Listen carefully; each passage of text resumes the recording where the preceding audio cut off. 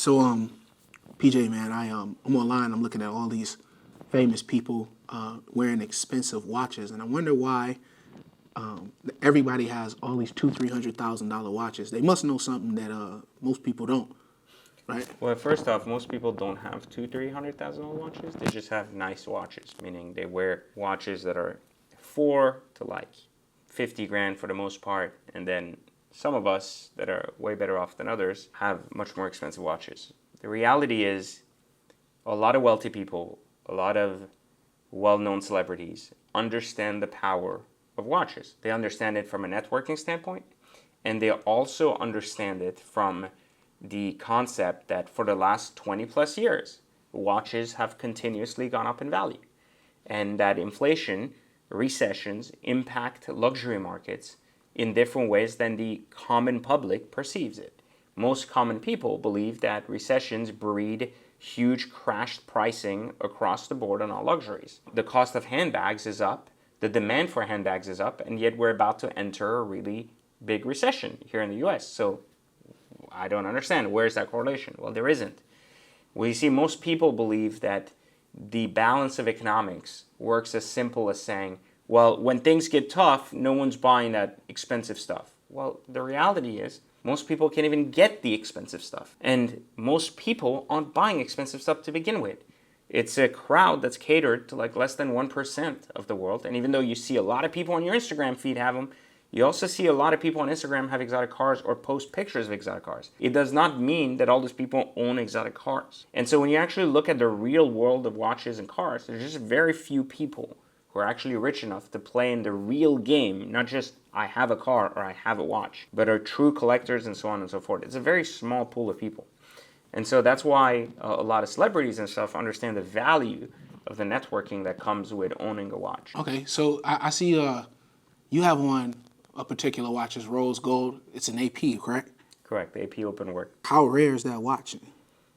And how much was it? It was 100K new. It sold for as high as 300K. Today, it's a 200K watch. Is there any other celebrity or somebody like that who has that watch too? Let's see. I just want to look it up real quick. Yeah, look it up. I'm just curious. What's the name of that watch? Open work 41 millimeter. Okay. So we got Kylie. We got a lot of people. We have Jay-Z. Kevin Hart has one. Kanye has one. Yeah, all the rich people have them. 50 Cent has one. Bad Bunny got one. Will Smith has one. These are all of the people. So you're in the top 1%, but super low key. Yeah, but the point is that there are some watches, like I said, are just owned by like on the higher elite of individuals. So it's just harder to get. There's a ton of people that would have bought this watch if they could have gotten it at the store, and they couldn't. So the idea that watches crash in recessions to abnormally low levels because of recessions is stupidity.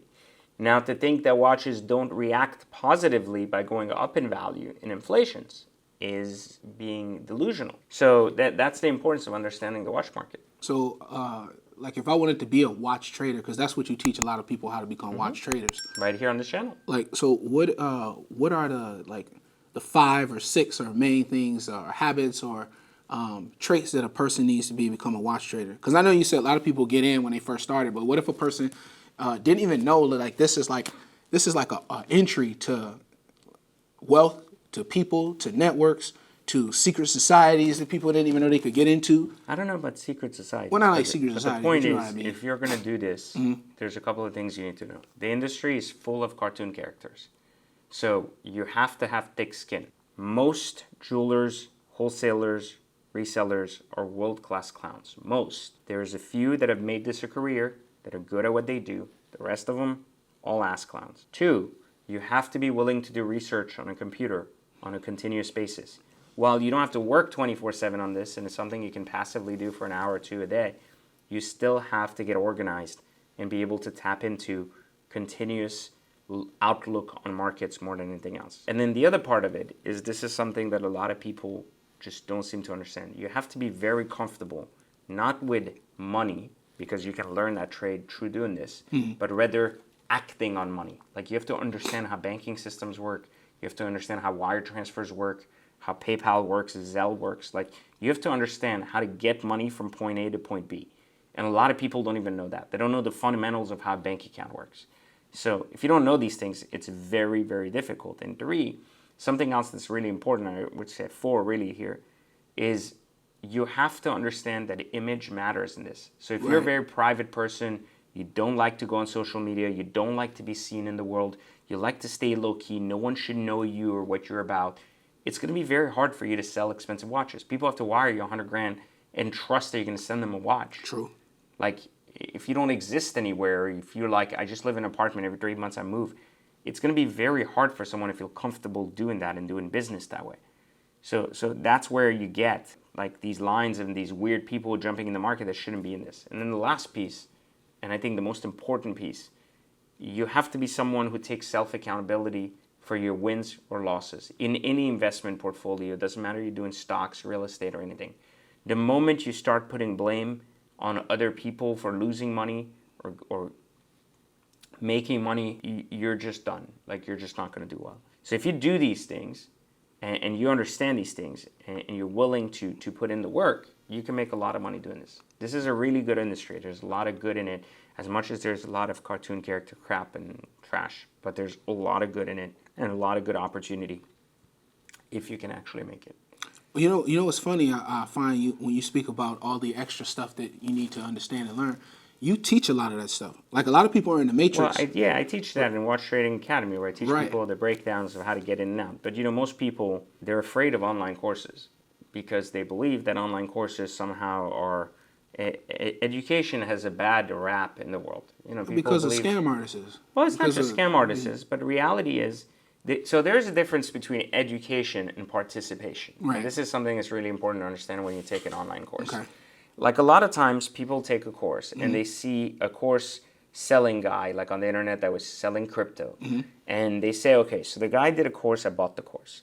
And then I gave the guy 20 grand to do some crypto trades and he lost my money. The giving the guy the 20 grand is participation. Learning about crypto is education. So those are two completely different things. Okay, that makes sense. Where most people make a mistake is they are lazy. So this happens in our course too, and I try my best to tell people to go away.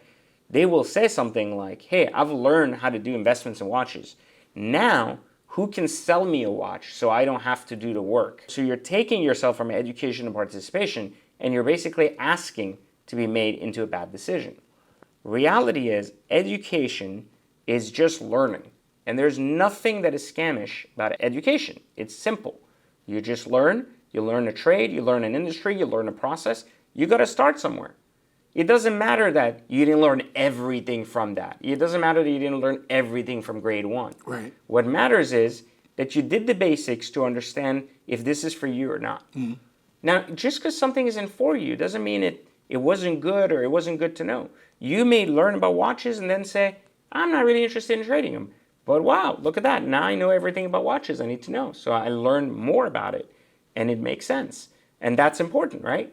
But because most people mix education and participation, they somehow get scammed and then they feel hurt. And then they feel like everything that is education is automatically participation, which is not. And I think one industry that did a really bad job at this and made it worse for people was e-com. Because people were selling e-com courses and then people started selling e-com stores. Right. Yeah, right? And now it becomes the I same, right? It's like, hey, you're educated, but now I'm going to sell you and build the store for you. Right. Which is, I just educated you on how to do this yourself, but now you're lazy. Right. So I'm going to make money off of you. Well, it didn't work out as I expected, so this was a scam. No, it wasn't. You got educated, you chose to be lazy, and wanted someone else to do it. Business goes up, business goes down, business goes sideways. That is business. That's how business works. There's no such thing as a guarantee of investment. This would be, if there was guaranteed returns in the stock market, every human being would put all their money in the stock market. But they don't because they're afraid of losing money. Because stocks go up, stocks go down. And if you don't know what you're doing, you can get hurt. This is the same in anything. So participation and education are two completely different things. And if people join Exotic Car Hacks, Watch Trading Academy, or any of my platforms, they're getting education. No one is forcing them to participate. Meaning like participate in having individuals do this for them. They can do this on their own. That's why they're getting education. So it's just so important to differentiate the two because people get confused and as a result can make significant mistakes. So I just don't recommend mixing the two when you start. But I also add too that when you start Watch Trading Academy, it's not even just learning about watches. It's about all the people. Like it's the networks and Right, a lot of the people you shake hands with. And all that stuff. Exactly. It But you're changes the not thing. getting there yet. When you're watching this video and you're a newbie, you're not even thinking that far. That's probably why you're poor. You're not thinking far enough in your life. But what you think about is the immediate ROI of your action. They're just thinking about go, what am money. I spending? What am I getting? I spend 200, I get 500. All right, It's bigger than that. Right. Well, it's way bigger. Anything in life is bigger than the initial cost, right? Right. But that's how people think. Right. That's how college became known as a scam, because it used to promise that if you went to college, you got a higher paying job than someone that didn't. True. When that changed and people that didn't go to college started getting higher paying jobs or making more money, it started making people wonder, do I need to pay all this money to go to college if I'm not necessarily guaranteed results better and beyond that other person who didn't go? And if the answer was no, then they didn't go. Right. You know, they said, well, this is stupid.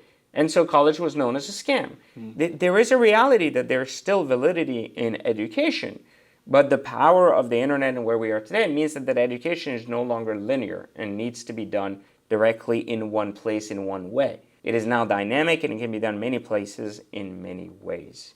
So anyways, enough of this talk. Hopefully, again, you learned something new. Sorry we went off topic a little bit. Click like, subscribe, turn on notifications, leave a comment, agree, disagree, and I'll catch you next time in another video for Watch Trading Academy. Don't forget, Black Friday got a sale. Oh yeah, that too. 80% off. Link in the description.